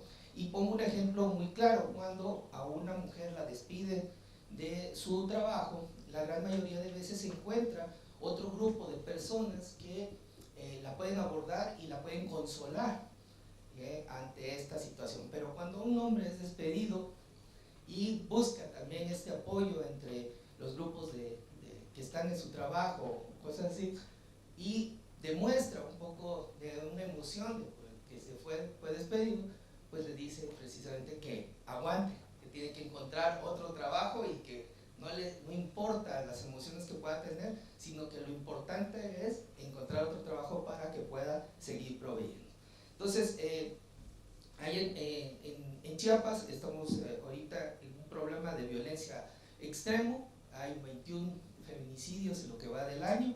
Hemos tenido una cantidad de feminicidios en todo México. La violencia con el narcotráfico lo ha proliferado muchísimo, y entonces hemos tenido bastantes problemas con este tipo. Observando lo que ustedes en sus estudios están realizando, me llama muchísimo la atención de que podemos verlo desde una perspectiva diferente, porque allá el feminismo y las masculinidades se ven más políticas que sociales, y verlo desde una perspectiva sobre la convivencia social como que se vuelve más sencillo, porque allá se acaba de hacer una legislación nueva de violencia política en razón de género, bastante fuerte, que está siendo utilizada por los políticos y las políticas para censurar a los medios de comunicación. O sea, que no se le puede hacer una crítica a una mujer en la política porque se le está violentando por ser mujer política, ¿no? Entonces se está utilizando para eso. Entonces son estos conceptos que yo quería externarles, de cómo nosotros allá estamos viviendo todo esto y lo importante que es sus estudios para que nos den claridad en cómo podemos abordar la violencia. sé alguna más, yo quería, aprovechando que tengo el micro, quería lanzaros 3 preguntillas, así, y las respondéis o no. Pero bueno, primero agradeceros las intervenciones, han sido fantásticas. Anastasia pues traía una ponencia para todo el curso y agradecerte también el guiño a desarmar la masculinidad. Y os quería preguntar, bueno, en torno a 3, bueno, ahora he perdido una, bueno, necesito otra cosa. Bueno, la primera, en torno a lo que comentabas, Tatiana, de la pedagogía de la ternura, que me interesa muchísimo el concepto, bueno, todo lo que gira en torno a la ternura. Y si nos puedes explicar brevemente, ¿no? para quienes no lo conozcan, qué es, o sea, cómo lo definirías y si desde tu punto de vista se puede aplicar a la docencia universitaria, ¿no? Porque yo lo que he encontrado de pedagogía de la ternura es más hacia la infancia, ¿no? Si lo podemos aplicar a las universidades también, o sea, cuando trabajamos con personas adultas. Por otro lado, os quería plantear en torno a lo que comentabais y sobre todo en este caso Anastasia respecto a si gobernasen las mujeres, ¿no? Si habría más paz, si habría menos conflictos, sin caer en el esencialismo, ¿no? Yo soy antiesencialista, de hecho la categoría, luego hablamos del sexo biológico, a mí me genera conflicto todavía, ¿no? Diría más sexo asignado al nacer, no sé. Bueno, y a ver qué nos dice Miquel Misé mañana. Sin caer en el esencialismo, pero es verdad que cuando hay más mujeres acceden a los espacios de toma de decisiones, bueno, pues la situación parece que cambia, ¿no? Pero sin esencializar esta idea de que las mujeres son mejores, ¿no? O más buenas o más pacíficas, sino más bien por la socialización. Pero por otro lado, también lo que nos encontramos, y lo mencionamos también Anastasia, es que a veces cuando las mujeres llegan al poder tienen que masculinizarse o adoptan las prácticas del poder conocidas, que son las prácticas de poder masculinas, de dominación, ¿no? y establecimiento de, bueno, pues de jerarquías, ¿no? Muy potentes, ¿no? Y de abuso de poder. Y lo hemos visto, lo vemos, ¿no? Con las líderes mundiales, bueno, pues como estamos en Madrid, pues vamos a citar a la presidenta de la Comunidad de Madrid. Habéis mencionado a Thatcher, ¿no? Tenemos ejemplos, pero tenemos también otros ejemplos de hacer política, ¿no? Pues puede ser Michelle Bachelet, que por aquí hay una experta, entre el público, ¿no? Otros ejemplos de trabajo un poco más desde el cuidado. ¿Cómo podemos, a la pregunta que os lanzo, a ver, cómo podemos despatriarcalizar el poder, ¿no? O qué tienen que hacer o si, no sé, o depende de si las mujeres tienen perspectiva feminista, aquellas que llegan al poder, porque si no tienden a reproducir esas lógicas patriarcales de dominación. Y por otro lado, la tercera pregunta que ya me ha vuelto a la cabeza, bueno, cómo socializar a los chavales en la no violencia en un contexto, o sea, en el contexto de la manosfera, ¿no? En ese contexto en el que, como decía Sandra, si les preguntas por referentes masculinos, probablemente te salgan figuras como Andrew Tate o el que sea en el Estado español, ¿no? ¿Qué hacer para combatir esto y eso, cómo... Sí, en un contexto, ¿no? En el que se ensalza tanto la violencia y la crueldad y la deshumanización, ¿no? Y lo vemos con Gaza, y cómo hacerlo, ¿no? Cómo revertirlo, desactivar toda esta normalización de la violencia. Bueno, y ahí, ¿me contestáis o no? No sé si hay alguna pregunta más. ¿Sí?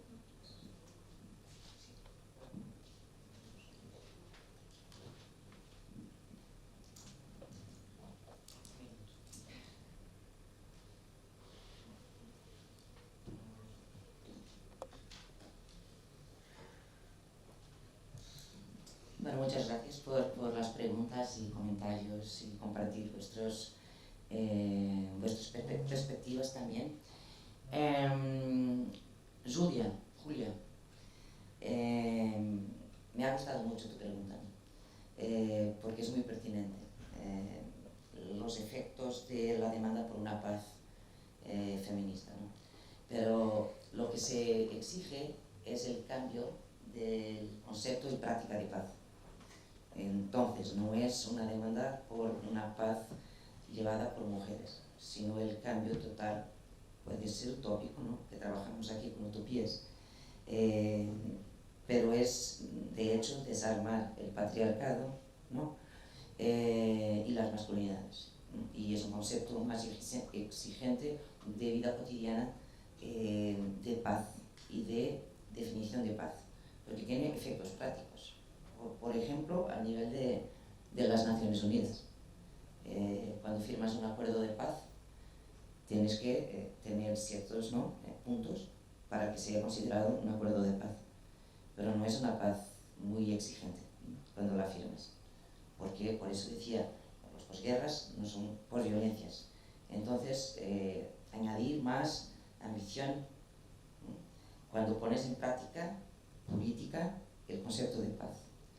Sandra, sobre teorías de la violencia, se me olvidó mencionar una amiga teórica, activista, super compañera de Zaragoza, que se llama Carmen Magallón Portores.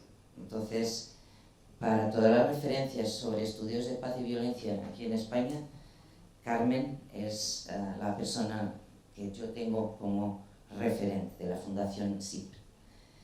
¿Qué referentes alternativos, ¿no? Es una pregunta que yo no sé cómo responder. ¿Por qué tenemos ya referentes alternativos? Lo que pasa es que el dinero que se invierte para la promoción del odio y del machismo en la manosfera es muchísimo más que el dinero que hay para hacer la contrahegemonía, ¿no?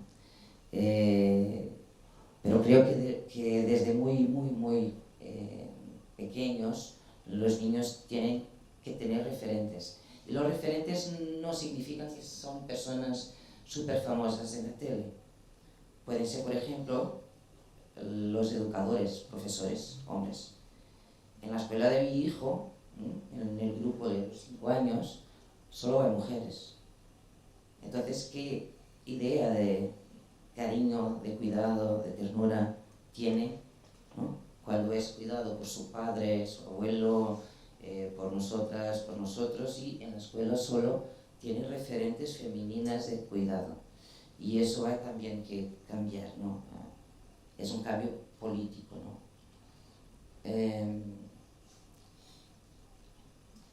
Vinicius, gracias por compartir los debates actuales en México, en Chiapas. No conocía. Trabajamos con compañeros, ¿no? Beno de Kaiser, que es de la red Men Engage de América Latina, y creo que es una buena referencia para debatir con ellos. Men Engage, que es una red global, tiene la parte regional, que es Men Engage América Latina, y está online, se puede mirar. ¿Te podemos dar? Sí, tenemos. Yo cuando pienso en la pedagogía de la ternura pienso en Paulo Freire. Evidente, ¿no? Evidente.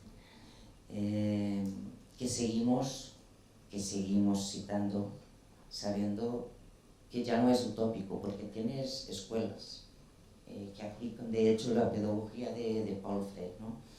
Y la pedagogía de la ternura es la pedagogía del cuidado, ¿no? A mí me preocupa mucho cuando los niños llegan a los 6 años y van a la escuela en el primer año, ¿no?, formal, y es como si se rompiera, es cuando se rompe la cadena de ternura y de cuidados que tienen de los 6 meses a los 5, en que lloran, abrazan, besan, juegan juntos, tienen muñecas, vestidos, todas cosas, fútbol, y a los 6 años sus vidas cambian, y cambian para siempre. Es la cultura del individualismo. Te sientas en una mesa, estás ahí horas en el día. Entonces yo creo que todo el sistema de ensino, todo el sistema de educación debería y podría cambiar. Tienes ejemplos en algunos países nórdicos, ¿no?, de cambios, y esos cambios pueden llegar a la universidad. Yo soy Jesús habló del instituto en Río Instituto João e Maria Aleixo, que ahora se llama Uniperiferias, que es una universidad en un complejo de favelas en Maré, que tiene 140.000 personas. Entonces es una universidad donde puedes hacer máster y podrás hacer en el futuro doctorado, y que tiene sus bases el concepto del paradigma de la potencia. Entonces, ¿cómo consideramos las periferias de contextos normalmente violentos como fuentes de alternativas potentes? Muchas veces asociadas al arte, a la música, etc. Y entonces en la Uniperiferias la base es Paulo Freire y la pedagogía de la ternura. Entonces creo que es un ejemplo. Y el paradigma de la potencia es un concepto de autoría de un amigo que se llama Jailson Sousa y Silva. Por último, ¿cómo despatriarcalizar el poder? Yo creo que es al revés, o sea, el poder tiene que cambiar. Ayer Ricardo nos hablaba de poder, ¿no? De poder con, poder sobre, poder... O sea, es el concepto de poder que tiene que cambiar, porque no podemos tener más poder sobre, eso es violencia, es violento. Tenemos que crear poder con, y eso promueve los cuidados. Y si cambias el concepto y las prácticas cotidianas de poder, de lo que se considera poder, no tienes el patriarcado en sus bases. Y es eso.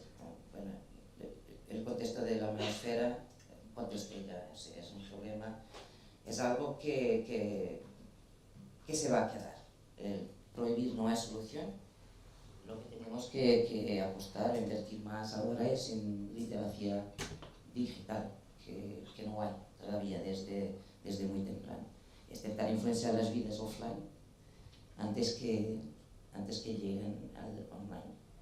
Y presentamos un proyecto sobre eso que vamos a ganar, que se llama Boys Are Safe. ¿Habéis entendido lo último que ha dicho? Porque es muy potente lo que acaba de decir y lo que va a presentar. A ver, ¿qué queréis que yo os cuente? Aparte de lo que ha dicho Tatiana, cuando, por ejemplo, decía cosas así, Julia, esta contradicción de mujeres pacifistas, feministas, que tenemos que tragar más todavía de lo que ya hemos tragado para no parecer violentas, perdón, no. Es una aspiración, una forma de entender el mundo, las relaciones sociales, donde el diálogo, la mediación, el ponerse en el lugar de los otros y de las otras, pero eso no quita que tú sacas la guerrera que llevas dentro, obviamente. Entonces, también los comentarios que muchas veces escuchamos, las peleas dentro de las propias asociaciones feministas que se matan entre ellas, que terminan como en los grupos de hombres, como en otros grupos de mujeres, como en el grupo de los humanos. En este caso, en ese sentido, lo digo porque hay como una contradicción, ¿no? De qué tengo que hacer si soy feminista y quiero ser pacifista. Primero, pacifícate contigo mismo, guapa, contigo misma. Ponte cremita, bebe agua, dedícate a hacer cosas a lo largo del día que te gusten, o sea, empieza por un autocuidado en positivo. Cuando tú tienes un autocuidado en positivo, en lo personal, en lo académico, en lo espiritual, tú te nutres, tu entorno cambia, tú educas de otra manera, tú transmites a tu pareja, a tus hijos, o sea, eso es un rollo de tomar la responsabilidad, pero de una manera holística, interconectada con el planeta que habito, ¿no? Podéis ponerle las palabras que queráis y las corrientes teóricas que queráis detrás, pero en realidad no está para nada contrapuesto lo uno con lo otro. Es simplemente saber que entendemos qué pretende el feminismo con la propuesta de la paz, y ya te digo, para mí lo básico es pacificar en igualdad la vida cotidiana y a partir de ahí extrapolarlo a las grandes esferas de poder a nivel internacional. Por otro lado, también, y hablo así en general, la dicotomía, ¿son las mujeres más, llegan al poder y son las mujeres más empáticas, menos asertivas, más dialogantes, más de grupo igualitario, horizontal, más de la emoción en el centro? si tú analizas como antropóloga, como socióloga, grupos de hombres o grupos de mujeres, obviamente por la socialización que traen detrás y que seguimos dándole, ellas suelen ser más así y sus maneras de interactuar más así y ellos más así. Que siempre hay excepciones, obviamente. Pero el tema no es eso, el tema es en qué valores debemos educar a nuestros niños y nuestras niñas. Pero vamos, yo empezaría, y de ahí me voy a cómo despatriarcalizar el poder, desarmar el patriarcado, llevar la ternura a la universidad. A ver, es que se me ocurren cosas que a veces me da hasta pudor decirlas. Potenciar la escucha activa, mirarse a los ojos cuando hablamos y no a la pantalla del móvil. Si no tenemos neuronas espejos y nos miramos, no podemos ser empáticos, empáticas. O sea, sembrar concordia, dar tiempo a que los demás se expresen, parar la velocidad acelerada con la que vamos, no querer tener siempre la razón, no terminar hablando el último o la última, que esto es muy asertivo masculino, de la masculinidad hegemónica, patriarcal, tradicional, que se ha seguido transmitiendo, pero que no es la única y ya va cambiando. Entonces, no imitar a los hombres para parecer tener un poder de un liderazgo masculino. No debería haber liderazgo masculino ni liderazgo femenino. Es cierto que cuando hay mujeres directoras de los departamentos, hay de todo, viejas reinas, ¿vale? Y maléficas contra las mujeres, porque no se os olvide, chicas y chicos, el feminismo que ha hecho toda la vida con nosotras, divide y vencerás, lo contrario a la sororidad.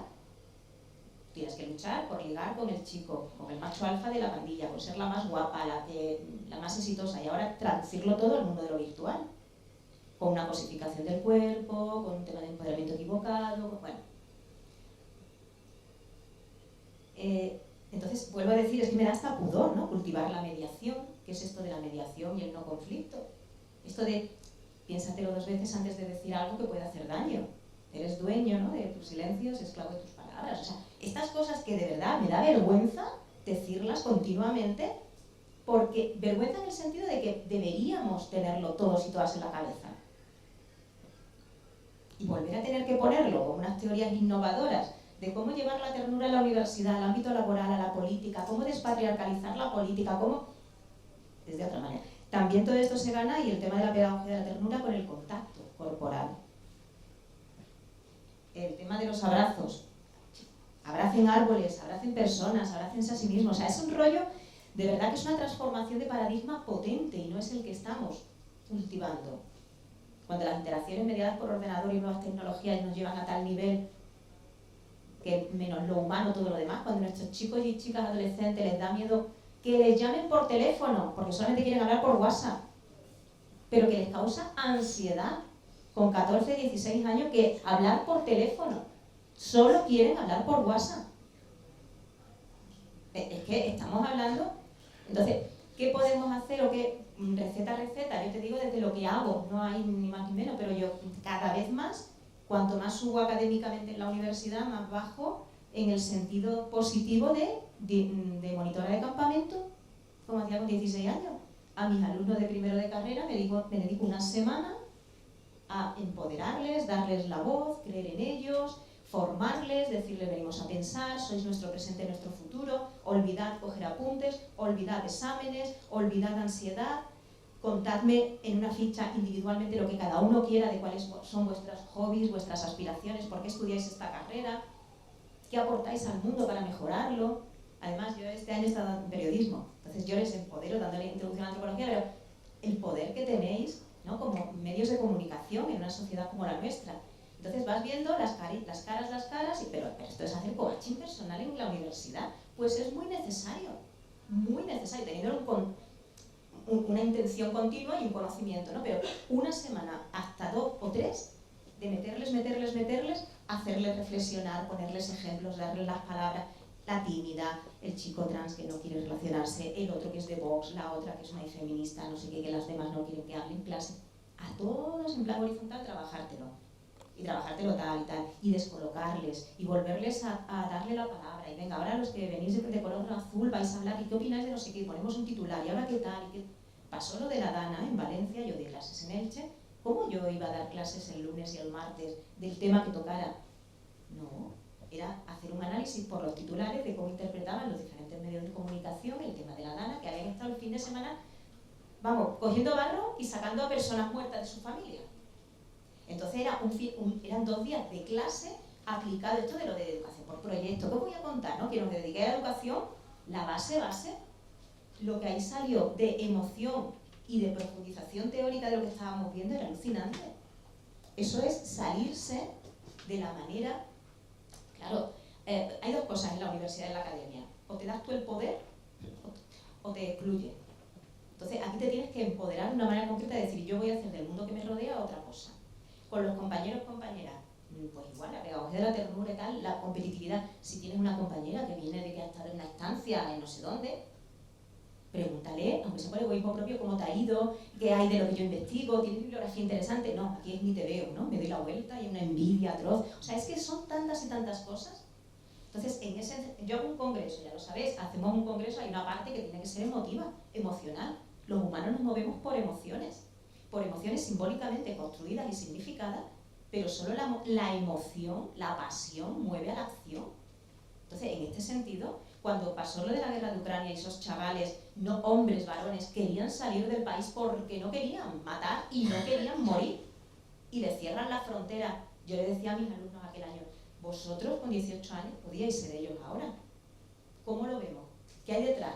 Entonces hay debates y debates y debates en este sentido.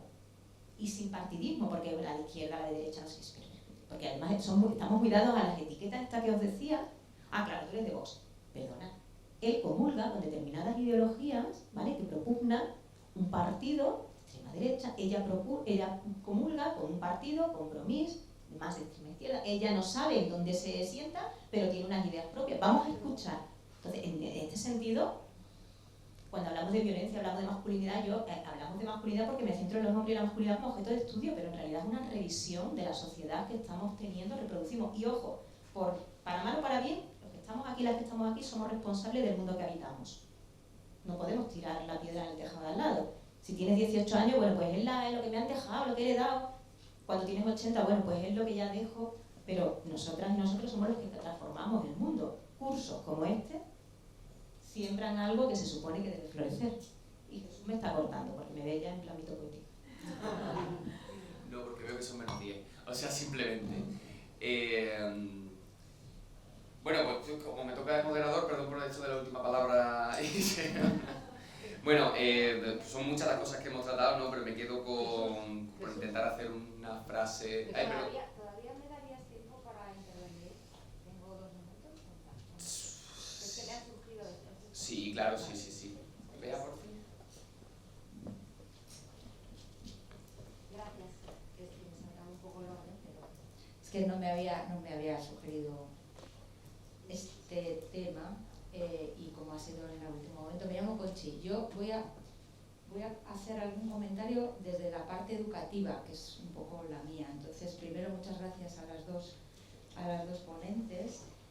Y por un lado, sobre el tema de lo que me ha gustado mucho, Tatiana, lo que has dicho del cuidado como práctica política, la recuperación que haces ahí del cuidado como práctica política, y luego llevándolo a la educación, has hablado o has incorporado lo de la ternura, y yo ahí quería hacer un enlace con una serie de experiencias, y no solo experiencias, sino teorías también a un nivel muy nuestro del Estado español, de un concepto que es el de educar en relación, que es el que yo lo asocio con toda la parte del cuidado y con la parte de lo que tú hablas de ternura, de educar en relación, que es educar siempre poniendo la relación en el centro, que eso lo hacen mucho las educadoras infantiles, como tú decías, y luego ya se olvida y se pierde. Entonces ahí hay un trabajo muy bueno de lo que era entonces el Instituto de la Mujer, ahora es el Instituto de las Mujeres, en el programa de educación, que entonces lo llevaba una técnica una persona que se llama Ana Mañeru, y hay un montón de materiales educativos ahí, de aportaciones sobre la experiencia de ese proyecto, que se llamó Proyecto Relaciona, y que era la prevención de la violencia contra las mujeres desde el ámbito educativo. Bueno, esos materiales supongo que están en la web, y son materiales no desde la academia, sí desde la institución, pero partiendo de la experiencia de la experiencia educativa, de la experiencia educativa infantil, o sea, no de la universitaria, aunque también, pero también de la infantil y Entonces me lo ha sugerido, ¿no? Y enlazo ya lo último, y termino enseguida, con lo importante que es nombrar, reconocer y poner sobre la mesa lo que ya se hace, lo que ya se ha hecho y lo que han hecho otras autoras y otras teóricas y otras prácticas. Entonces ahí también, Tatiana, yo te agradezco que hayas nombrado a Carmen Magallón, que es un referente, a lo mejor no desde la educación, pero sí desde las prácticas de paz. Y es física. Es física, efectivamente, profesora de física ya está jubilada, ya digamos que ya va de salida, pero es porque hay que nombrar. Y entonces para mí me parece también igual ahí en práctica de, yo lo veo como más que del cuidado, como tú decías, Anastasia, que has nombrado a Eva y has dicho esto es cuidado, yo para mí eso es reconocimiento de autoridad. Y tenemos un problema con el reconocimiento de autoridad, yo creo, todavía, hacia las mujeres, y una forma de hacerlo es nombrarlas, y bueno, entonces, pues Anastasia decía este concepto, yo para mí, bueno, pues puede ser también cuidado, pero igual que lo de la práctica del educar en relación, también le podemos llamar cuidado, pero bueno, es un poco también por ver otros referentes de otras formas también de nombrar esas experiencias, y me parece pues muy interesante siempre partir de lo que ya tenemos, porque si no nos podemos abrumar un poco y parece que estamos inventando un poco, o sea, tenemos que partir de cero, ¿no? Y ahí ya tenemos mucho bagaje. Yo ya digo, no puedo aportar mucho tampoco en lo de la paz, pero sí más en lo de la educación, así que bueno, nada más esto y gracias por darme este ratito fuera del lugar. Muy bien, pues por respetar los tiempos también de las compañeras que vienen después, muchas gracias, Conchi. Bueno, simplemente recuperar la idea de que la ternura es política, personal, internacional y disruptiva, que eso me ha encantado. Y como teníamos ayer la idea de cambiar el nombre del curso con cada una de las mesas, pues creo que esta mesa podría haber sido, pues, podríamos resignificar el curso como masculinidad, ternura y cultura de paz. Muchas gracias, compañeras, por eso.